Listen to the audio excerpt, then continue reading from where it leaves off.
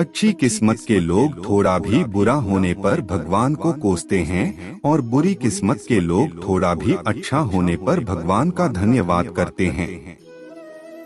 श्री कृष्ण कहते हैं, किसी को कुछ देकर अहंकार मत करना, क्या पता तू जो दे रहा है उससे अपने पिछले जन्म का कर्जा चुका रहा हो। तो जिंदगी के इस रण में खुद ही कृष्ण और खुद को ही अर्जुन बनना पड़ता है। रोज अपना ही सारथी बनकर जीवन की महाभारत को लड़ना पड़ता है। किंतु सदा मौन रहना उचित नहीं है, क्योंकि इतिहास साक्षी है, संसार में अधिकतर विपदाएं इसलिए आई क्योंकि समय पर मनुष्य उनका विरोध नहीं कर पाया।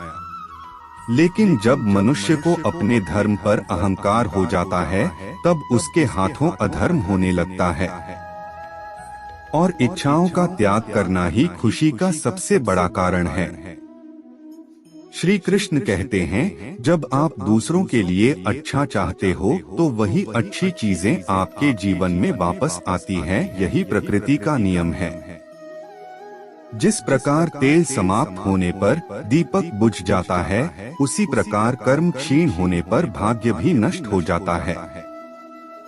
लेकिन कोई आपका साथ ना दे तो निराश मत होना, क्योंकि प्रभु से बड़ा हमस पर कोई नहीं है।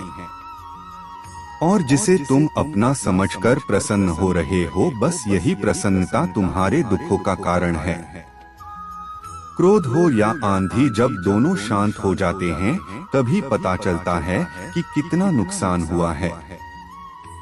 परोपकार सबसे बड़ा पुण्य है और दूसरों को कष्ट देना सबसे बड़ा पाप है। मनुष्य अपने विश्वास से निर्मित होता है, जैसा वो विश्वास करता है वैसा ही बन जाता है।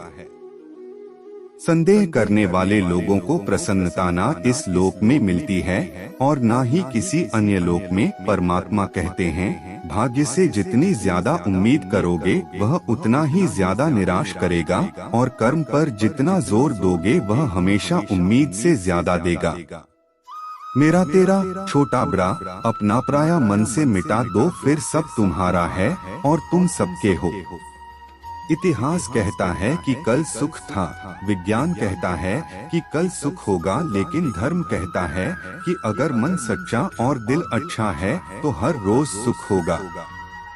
जब तुम्हें विश्वास है कि तुम्हारा ईश्वर तुम्हारे साथ है, तो क्या फर्क पड़ता है कि कौन तुम्हारे खिलाफ है। जिंदगी को हमेशा मुस्कुराकर जियो, क्योंकि आप नहीं जानते कि यह कितनी बाकी है। श्री कृष्ण कहते हैं, मैं विधाता होकर विधि के विधान को नहीं टाल सका। मेरी चाह राधा थी और चाहती मुझको मीरा थी, पर मैं रुक्मणी का हो गया। इसलिए जो सत्य की राह पर चलते हैं उनकी जीत का शंखनाद खुद प्रभु करते हैं। उनकी तकलीफों का समाधान भी वही निकालते हैं।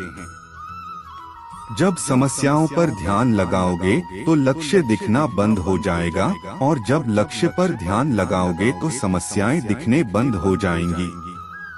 आपके कर्म ही आपकी पहचान है, वरना एक नाम के हजारों इंसान हैं।